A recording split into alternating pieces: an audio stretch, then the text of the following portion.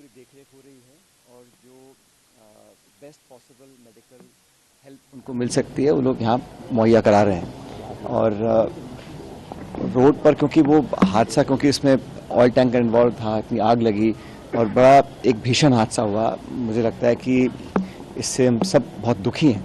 लेकिन मैं चाहूँगा कि इस पर हम लोग जांच अवश्य करें, किन कारणों से इतना बड़ा हादसा हुआ।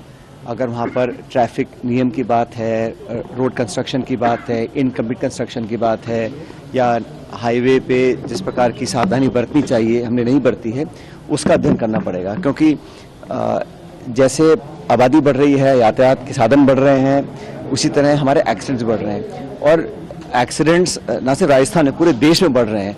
लेकिन सरकारों को इस पर बहुत गंभीरता से ध्यान देना पड़ेगा कि हम सेफ्टी नॉर्म्स को हम फॉलो कर रहे हैं कि नहीं कर रहे हैं।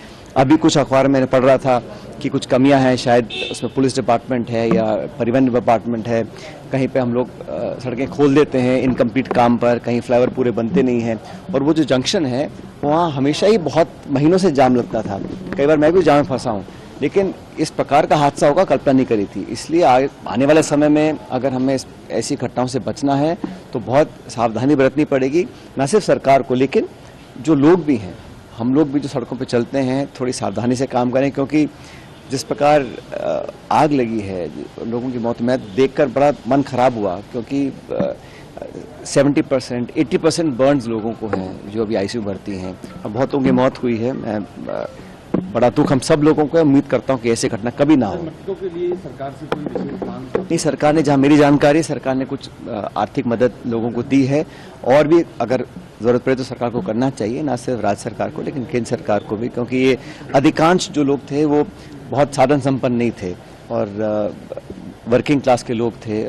तो उनकी जितनी सहायता हो सकती है करनी चाहिए, सरकार को भी, हम सब लोगों को करनी चाहिए। लेकिन ये 14 लोगों की अब तक मौत हो चुकी है और काफ़ी लोग अभी और क्रिटिकल हैं। कितने और बच पाएंगे ये डॉक्टर साहब नहीं बता पा रहे हैं। लेकिन किसको मानते हैं? देखो, इसमें जांच करनी चाहिए कि इसमें कौन जिम्मेदार है। वाहन चालक है या लापरवाही हुई है, कहीं ओवरसाइट हुई है, कहीं सेफ्टी नॉर्म्स का उल्लंघन लोगों ने किया है, कौन लोग इन्वॉल्व थे, इस पर तो जांच पूरी होनी चाहिए। लेकिन जांच के बाद उस जांच से सबक लेना पड़ेगा। हम हर बार घटना होती है, जांच कराते हैं, फिर ठंडे बस्ते में डाल देते हैं। उसको लागू करने के लिए, सेफ्टी नॉर्म्स को लागू करने के लिए, अच्छी प्रैक्टिस लागू करने के लिए मापदंड बनाने पड़ेंगे और कोई ना कोई जिम्मेदारी लेगा हर स्तर पर, सरकार के स्तर पर, जिला स्तर पर, विभाग के स्तर पर, डिपार्टमेंट के स्तर पर और समाज के स्तर पर भी। लेकिन इस प्रकार की घटना होने से पूरे देश में आज एक शोक का माहौल है और मैं दोबारा जो जिनकी मौतें हुई हैं उन सब के परिजनों को अपनी सांत्वना देना चाहता हूं और उम्मीद करता हूं कि जो लोग अभी हॉस्पिटल में हैं ये सब बहुत जल्दी स्वस्थ हो जाए। स्थानीय लोगों का मानना है कि वो जो कट है वो लंबे समय से इसी तरह की वहाँ पर बनी रहती है दुर्घटना की। पहले छोटी-मोटी घटनाएं हुई वहाँ पर, छोटी-मोटी घटनाएं नहीं, ऐसे बहुत से चोक पॉइंट्स हैं और ब्लैक पॉइंट्स हैं जहाँ पर अक्सर एक्सीडेंट्स होते हैं। और इसका मैंने देखा था कि भारत सरकार अध्ययन कर रही थी कि हम कैसे जो ब्लाइंड स्पॉट्स हैं, डार्क स्पॉट्स हैं, एक्सीडेंट प्रोन जोन्स हैं, उस पर हम कुछ एहतियात बरतें। लेकिन बहुत ज़्यादा कामयाबी मिली नहीं है क्योंकि हर साल हमारे रोड एक्सीडेंट्स और एक्सीडेंट्स में होने वाली मौतें बढ़ रही हैं। और इसका तो जो परिवहन मंत्री हैं उन्होंने सदन में भी कहा पार्लियामेंट के अंदर कि हम लोग रोक नहीं पा रहे हैं। जो मौतें, लाखों की तादाद में लोग सड़कों पे मौत का शिकार हो रहे हैं, तो हम लोगों को as a country, as a nation सोचना पड़ेगा कैसे रोका जाए। हम हाईवे बना रहे हैं, national highway, state highway, MDRs बन रहे हैं, सड़कें बन रही हैं, गाड़ियां लाखों बिक रही हैं।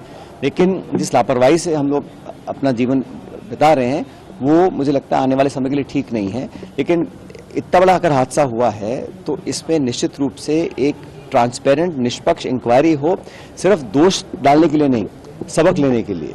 क्योंकि अगर आज हुआ है कल भी हो सकता है। लेकिन आप सही कह रहे हैं, वो जो पॉइंट है वो पूरे जयपुर हम सब जानते हैं बहुत दिनों से था वो, तो क्यों उसको टाइम पे पूरा नहीं किया गया, कौन उसके जिम्मेदार थे, कंस्ट्रक्शन में कौन इन्वॉल्व थे, कौन सी एजेंसी थी, कौन सा डिपार्टमेंट था, कौन सा ठेकेदार था और कौन सा पुलिस, यातायात, इन सब लोगों को पूरी जांच करने के बाद तथ्य का पता करना पड़ेगा। देखने और सुनने के लिए कृपया चैनल को सब्सक्राइब जरूर करें।